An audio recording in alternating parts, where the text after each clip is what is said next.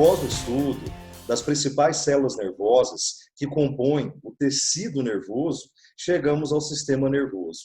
Este sistema, juntamente com o sistema endócrino, realizam o comando, o controle, a coordenação de todas as nossas funções, de todas as funções orgânicas. Existe, portanto, o sistema comandando o sistema controlando o sistema. O sistema nervoso, juntamente, portanto, com o endócrino, realiza uma certa harmonização de todos os nossos sistemas. Sistema comandando o sistema controlando o sistema. Existe alguém comandando alguém. Mais uma vez, o nervoso, juntamente com o endócrino, harmonizam o nosso organismo como um todo. Se tudo acontece dentro de nós, de forma coordenada, sincronizada, controlada, harmoniosa, é porque existe sistema controlando o sistema. Hoje iniciaremos, portanto, o estudo do sistema nervoso, ok? O sistema nervoso, na verdade, sofreu uma evolução ao longo de todos os animais, né? Nos invertebrados, eu coloquei na tela uma planária, coloquei um inseto, né? Nesses invertebrados surgiram gânglios que seriam os responsáveis pela formação dos impulsos nervosos que propagam dentro do corpo de cada animal. E eu vou começar com uma pergunta para você. Qual o primeiro animal ao longo da evolução, da escala zoológica, que apresentou, mesmo que primitivo, um sistema nervoso? Eu vou dar 3 segundos para você. Foram os quinidários. Poríferos não apresentam nada, né? Não apresentam nem tecidos verdadeiros. Já os quinidários já apresentam esses gânglios, né? Porém, esses gânglios ficam dispersos numa camada gelatinosa chamada mesogleia. Lembra da água-viva, dos corais, das hidras, das anêmonas do mar? São quinidários. Animais que já apresentam gânglios espalhados na mesogleia. Chamamos de sistema nervoso ganglionar difuso, que eles se encontram espalhados.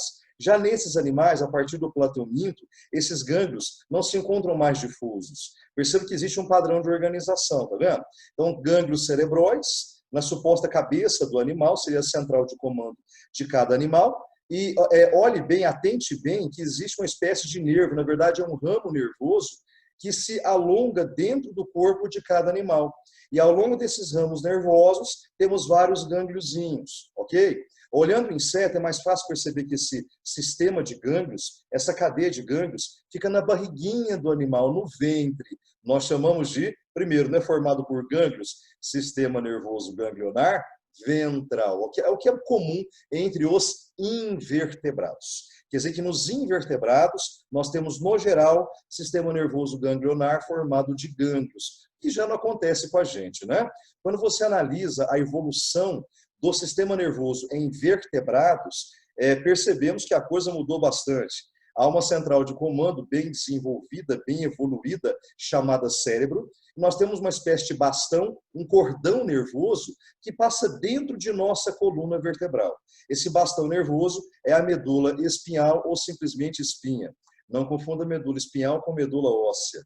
A medula óssea é uma espécie de tecido esponjoso dentro dos ossos. A medula espinhal, ela passa dentro de um canal dos ossos, um canal vertebral, tá? Um buraquinho nos ossos, nas vértebras que formam a coluna vertebral. Então não confunda medula espinhal com medula óssea. Transplante de medula. Qual medula alguém transplantou para alguém? A óssea, ok? Sofreu um acidente, bateu o carro, chamou uma emergência, a pessoa foi imobilizada para que fosse protegida a medula espinhal, tá certo? Transplante de medula, passou a medula espinhal para alguém, você matou a pessoa, você não pode arrancar a espinha de ninguém, tá certo? Então, falou em transplantes, você pensa em medula óssea, não é o objetivo dessa aula. Falou em acidente, perda de movimento, imobilização do indivíduo após um trauma, você pensa em medula espinhal ou simplesmente espinha. Então, lembrar que essa medula espinhal, espinha, é um cordão, é um bastão nervoso que nós encontramos dentro da coluna vertebral.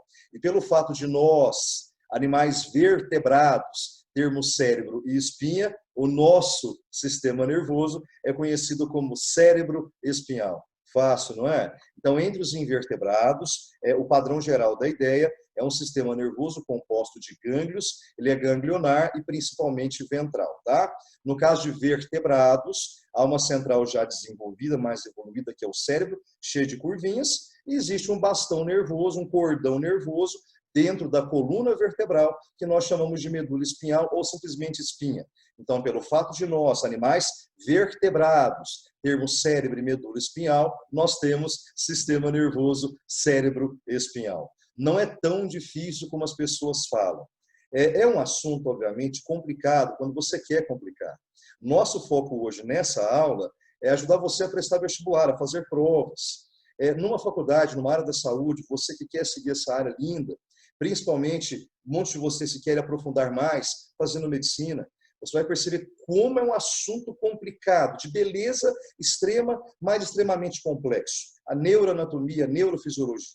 O nosso foco nessa aula é entender questões para fazer vestibular. Então, não complique a sua vida. Tente facilitá-la com o entendimento do assunto.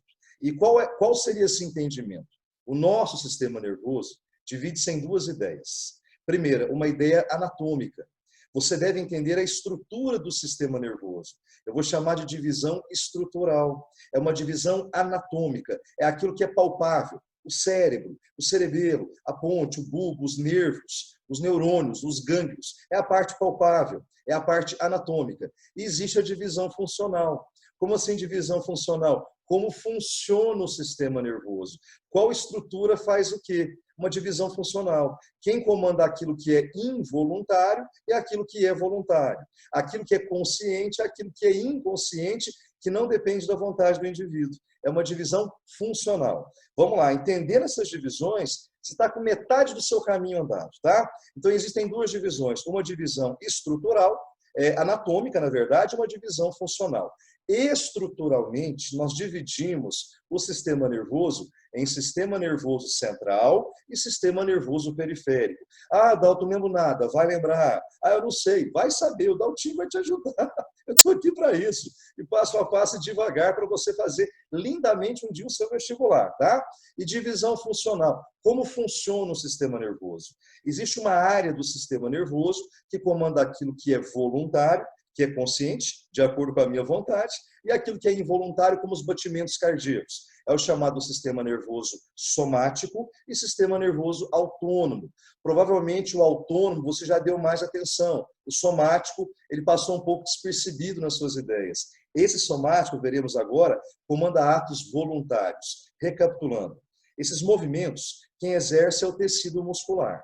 Nós temos, então, repetindo a ideia, três principais tecidos musculares. O liso, de contrações involuntárias, olha quem comanda quem.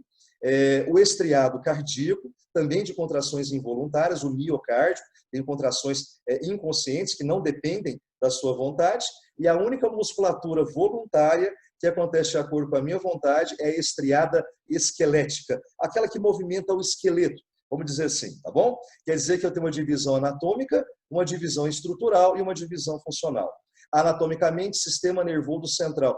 Gente, o nome está falando, é a central de comando, é a sua placa-mãe, é a sua CPU, onde está processada a memória, a inteligência, as informações. Seria o encéfalo e a medula espinhal. Não é cérebro, é encéfalo. Veremos passo a passo hoje ainda, tá? O periférico é aquele que chega na central e aquele que sai da central. O que é algo periférico? Que fica em volta, que fica na periferia. De quem? Claro, da central. Existe um eixo de coordenação, que é a central, e o periférico é quem fica em volta da central, o periférico. O periférico traz todas as informações do corpo até a central, traz as sensações para a central. Nós temos 5 sentidos: tato, olfato, audição, paladar, obviamente, né?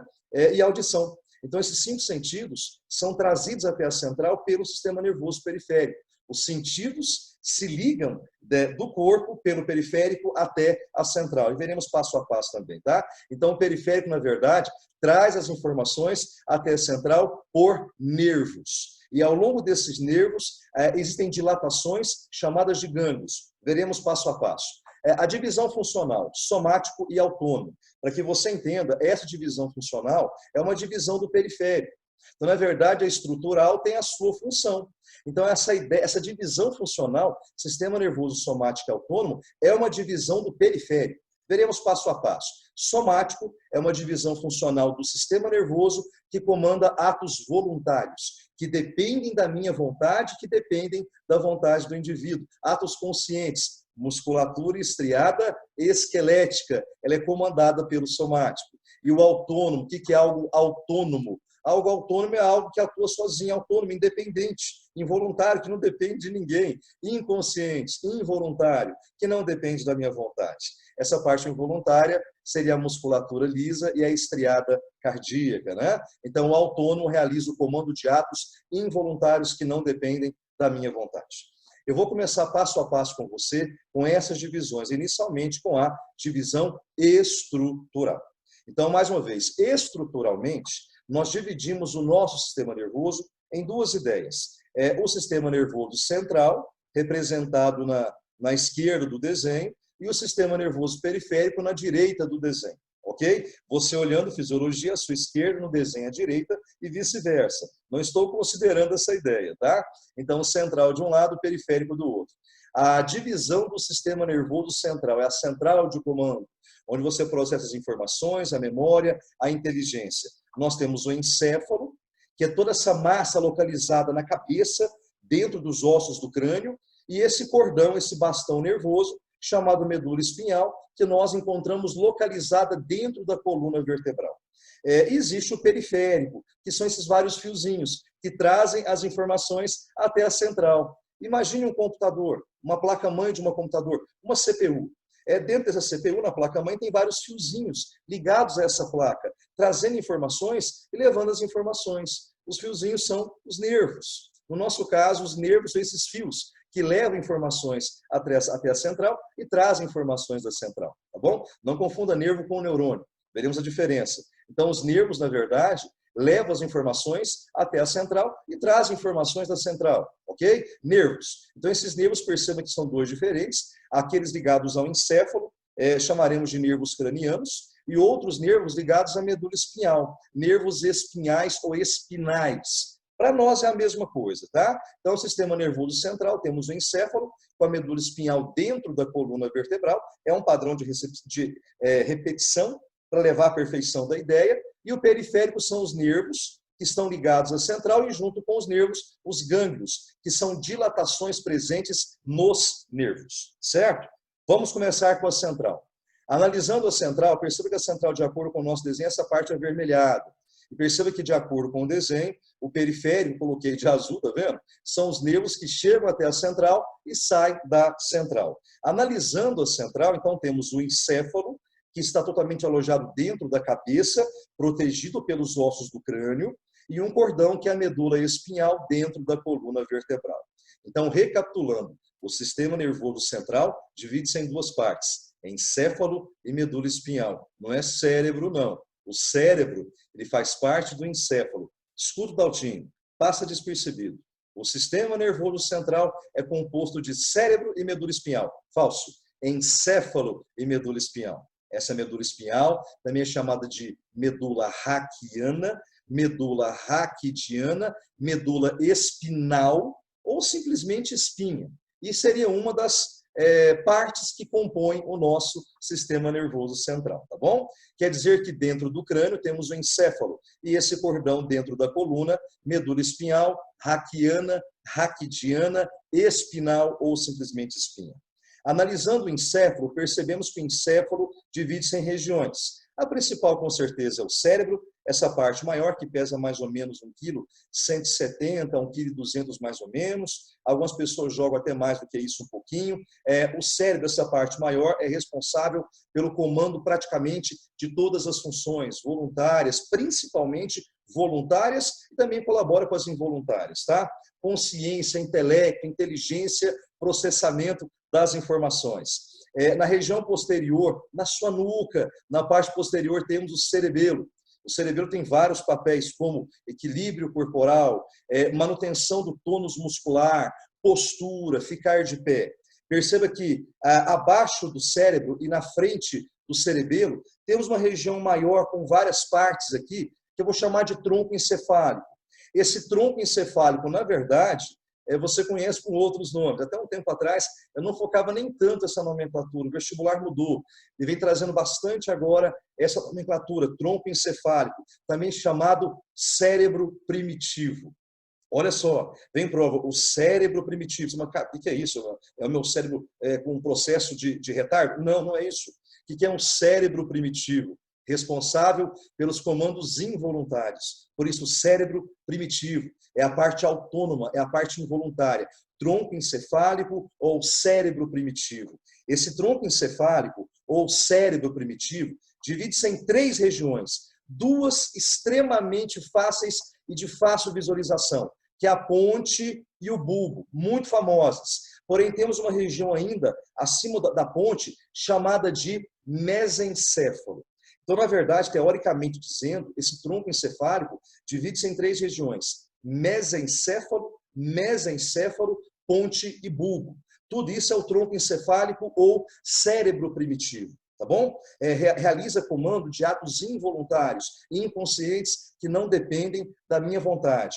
A sua atenção maior ficará na ponte e no bulbo. Está percebendo que nomenclatura é diferente? Mesencéfalo. Eu voltarei e falarei ainda um pouco melhor sobre isso agora, tá? Quer dizer que esse tronco encefálico divide-se em 3 partes. O mesencéfalo, a ponte e o bulbo. Focaremos mais na ponte e no bulbo. E abaixo do encéfalo, a medula espinhal, ou simplesmente espinha, que está localizada dentro da coluna vertebral, tá bom?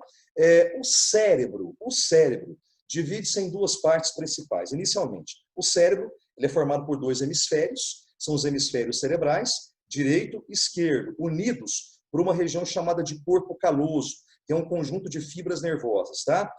O hemisfério esquerdo controla a parte direita do corpo. O hemisfério direito controla a parte esquerda do corpo. O hemisfério direito é mais ligado à parte emocional, à parte abstrata, à criação de música, a artes. O hemisfério esquerdo é a parte mais calculista, é a parte mais metódica, vamos dizer assim, teoricamente dizendo. E lembrar então que o hemisfério direito controla a parte esquerda do corpo, o hemisfério esquerdo controla a parte direita. Há uma inversão de informações a partir dessa região de união dos hemisférios, que é o corpo caloso. Os hemisférios recebem o nome de telencéfalo. Então, telencéfalo são os hemisférios cerebrais que compõem o cérebro. Além disso, no telencéfalo, na parte interna e um pouco abaixo, há uma outra região chamada de dielencéfalo. O dielencéfalo também compõe o cérebro. Quer dizer que o cérebro é composto por 2 regiões, pelo telencéfalo e pelo dielencéfalo. O telencéfalo são os hemisférios cerebrais. O dielencéfalo se conhece como tálamo e hipotálamo, que fica bem na parte central, um pouco abaixo do cérebro, tá? Uma parte mais centralizada. Além de tálamo e hipotálamo, há uma outra região, que é o epitálamo, que você quase não escuta falar.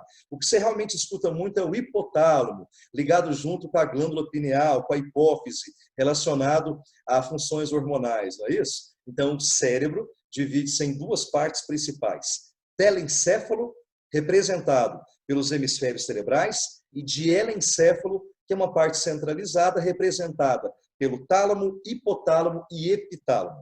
Beleza? Vamos de acordo com a figura e explicar um pouquinho mais sobre isso aí. Os hemisférios cerebrais seriam, então, o telencéfalo, e essa parte aqui, ó, interna, tá vendo? Isso é o dielencéfalo. Nós temos o tálamo, o hipotálamo e o epitálamo, ligados junto com a glândula hipófise, tá vendo? Com a pineal. Aí, logo abaixo, essa região do dielencéfalo, temos o mesencéfalo, a ponte e o bulbo, que compõem o tronco encefálico. Muito bonito. Tá vendo que nomenclatura rebuscada?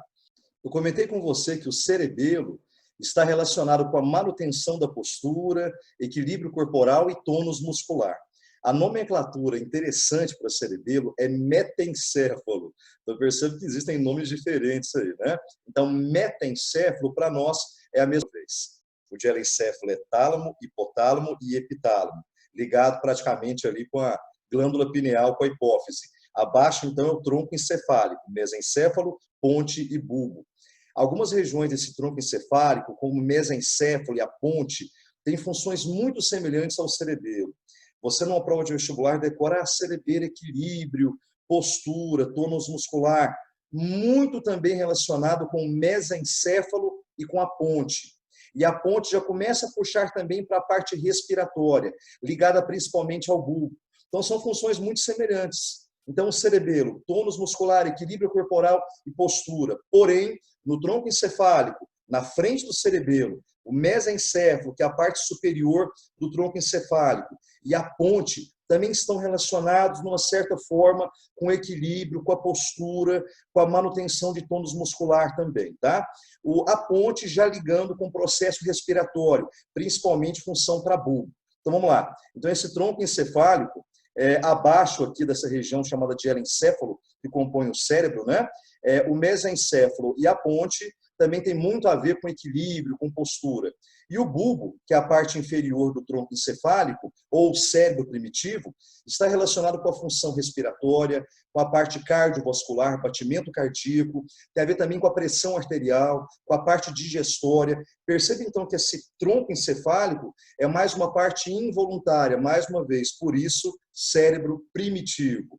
E a medula espinhal, dentro da coluna vertebral, está relacionado com a percepção das reações de todo o corpo, levando até a principal parte da central, que é o cérebro, né? Nós chamaremos de arco reflexo, mecanismo de percepção de reações rápidas, reflexos rápidos, está totalmente relacionado com a medula espinhal, certo?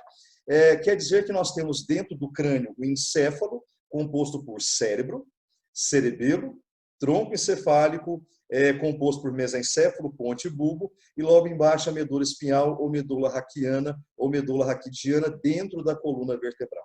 Então é fácil você perceber que o crânio e a coluna são fatores de proteção, são proteções ósseas, né? Quer dizer que o nosso sistema nervoso central apresenta proteções. A primeira, então, é a óssea, que é muito óbvia. O crânio protegendo o encéfalo e a coluna protegendo a medula espinhal ou medula raquiana. Nós temos ainda membranas formadas de tecido conjuntivo que envolvem a medula espinhal, o sistema nervoso central, e protegem o sistema nervoso central. Essas membranas são chamadas de meninges. A inflamação dessas meninges se chama de meningite, pode ser virótica, pode ser bacteriana. A mais grave é a bacteriana das meningites, tá?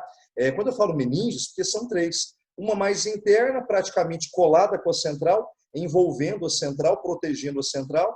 Uma mais externa, praticamente colada com a parte óssea, com o crânio e com a coluna, e uma intermediária, que fica no meio dessas duas aí. Elas são chamadas de, a mais interna, pia mater, a do meio, aracnoide, e a mais externa, dura mater. São as meninges. Hoje, em vestibular, eu não vejo muito a nomenclatura dessas três meninges. Eu estou comentando muito mais realmente por desencargo de consciência, tá? São três meninges, dura mater, aracnoide e pia mater. Não é que não aparece, não, tá? É menos frequente. A pia mater, então, é a mais interna, praticamente colada com a central, tá? A do meio chama aracnoide. Por que aracnoide? Ela é cheia de buraquinho, parece uma teia de aranha. Ali vai ter um fluxo de um líquidozinho. E a mais externa, a mais resistente, por isso a palavra dura mater. Ela é mais dura, mais rígida e mais resistente. Olha, com a mão você não rasga, você não consegue rasgar, de tão resistente que ela é, tá? Entre as duas mais internas, que é a pia mater e a aracnoide, circula um líquido chamado de líquor, ou líquido cefalorraquidiano. Esse líquido ajuda a proteger o sistema nervoso, amortecendo impactos, choques, e até mesmo nutrição do sistema nervoso em geral. Esse líquido, então, é muito importante, tá? Esse líquido chama líquor ou líquido cefalorraquidiano. Ele circula entre as duas meninges mais internas, a pia mater e a aracnoide, tá? Então, a posição das três, a mais interna é a pia mater, a aracnoide é uma intermediária, que fica no meio, e a dura mater é a mais externa. São três meninges que envolvem todo o SNC e protegem o SNC. Analisando ainda o SNC, eu acho que você já ouviu falar assim, olha, põe essa massa cinzenta para funcionar, põe essa massa para funcionar. Como assim massa? Quando você analisa o cérebro, o humano, de mamífero, com outros animais, percebemos uma diferença nítida. O cérebro humano, de mamíferos em geral, é um cérebro cheio de curvas, cheio de sulcos, cheio de giros. Por isso, nós somos animais girencéfalos, cérebro com giros, com curvas, com sulcos. Os demais animais, peixes, anfíbios, répteis e aves, o cérebro ele é mais lisinho. Eles são chamados de lisencéfalos, cérebro liso. Então, peixes, anfíbios, répteis e aves são seres lisencéfalos. O cérebro é lisinho. Mamíferos são girencéfalos, cérebro com giros, com curvas, com sulcos. Por esse motivo, entre outros, somos mais inteligentes, somos mais aperfeiçoados. Vamos começar com uma ideia básica. Quando você analisa esses dois, imagina dois cérebros com o mesmo peso, com o mesmo tamanho, ambos com 1 quilo. Claro, é hipotético para você entender. Um liso e um cheio de curvinhas. A superfície de contato dos dois é a mesma? Mas é claro que não. Aquele cheio de curvinhas tem maior superfície de contato. É aí que se dá o fator inteligência. Mas, dado por que tem a ver superfície de contato, os giros com a inteligência? Quando você analisa por dentro do cérebro, que é cheio dessas curvas, né, no caso de mamíferos, tá vendo? Se tem mais curvas, ele tem maior superfície de contato. Perceba que a superfície é um pouco mais escura e a parte interna é um pouco mais clara. São as chamadas substâncias ou massas. A parte interna, substância branca, para alguns massa branca, e a parte externa, massa cinzenta ou substância cinzenta. A que se deve a cor dessas massas? É incrivelmente lindo. Para você que vai seguir essa área, vai perceber esse corte do cérebro, também do cerebelo, também o cerebelo divide também em 2 hemisfériozinhos, tá? Então, quando você corta essas regiões, você percebe nitidamente essas cores. A parte superficial mais escura, chamada substância cinzenta, e a parte interna, massa clara, que é a substância clara. Essas regiões possuem essas cores devido à parte do neurônio que se encontra naquela região. Mas parte do neurônio, neurônios divide-se então em 3 partes, não é isso? Dendrito, corpo e axônio. Os neurônios dividem-se em dendrito, corpo e axônio. Essas 3 partes do neurônio se concentram nessas regiões, o que dá o padrão de cor que elas possuem, o que é muito bonito, né? Essa região chamada massa branca ou substância branca, substância cinzenta ou massa cinzenta, então, possuem essas cores devido à parte do neurônio que se concentra nessas regiões. A substância cinzenta é um acúmulo, na verdade, de corpos de neurônios. E esses corpos escurecem a região.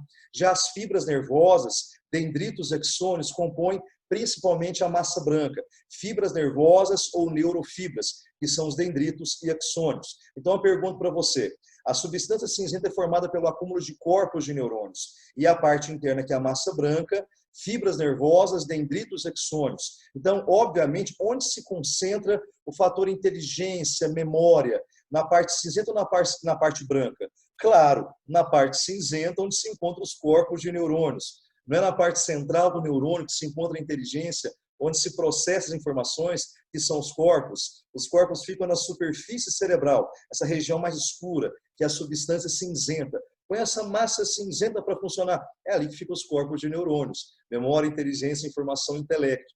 A informação fica transitando, principalmente, nessa parte interna, que é a parte branca, que são os dendritos e axônios. Então, óbvio, por que somos mais espertos? Mamíferos somos mais inteligentes, porque temos maior superfície de contato. Quanto maior a superfície de contato, maior a quantidade de massa cinzenta, maior o número de corpos de neurônios, mais inteligente e aperfeiçoado é a espécie, o indivíduo.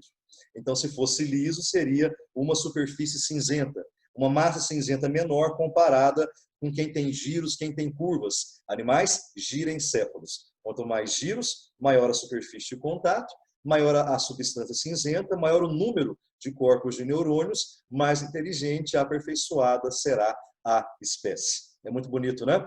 Essa substância branca e cinzenta, essa divisão também acontece no cerebelo, o que não acontece no tronco encefálico, ok? No mesencéfalo, na ponte, no bulbo, que é essa parte mais autônoma e involuntária, é só massa branca, é só substância branca, não temos substância cinzenta, porque não há comando voluntário. Essa parte mais aperfeiçoada dos corpos, que é a parte mais voluntária, é a cinzenta. Então, o tronco encefálico, mesencéfalo, ponte e bulbo, é só substância branca. Que informação interessante, hein? A substância branca e cinzenta que compõe a ponte e o bulbo, falso, é só substância branca, certo? E analisando então ainda a medula espinhal também possui substância branca e cinzenta, mas perceba que na medula espinhal as substâncias se encontram invertidas. A branca não é interna, a branca é externa e a cinzenta é interna. Isso é muito interessante. Comparando o cérebro, a cinzenta é externa e a branca é interna, e comparando a medula espinhal, a cinzenta é interna e a branca é externa. Legal? Beleza. Paramos por aqui. Finalizando o sistema nervoso central. Na próxima aula, veremos o sistema nervoso periférico, com toda a divisão nervosa, com os nervos que chegam até a central e nervos que partem da central. Certo? Bom estudo para você, boa aula, prazer estar aqui com você como sempre. Beijo, Daltinho, grande abraço, tudo de bom, fiquem com Deus, tchau.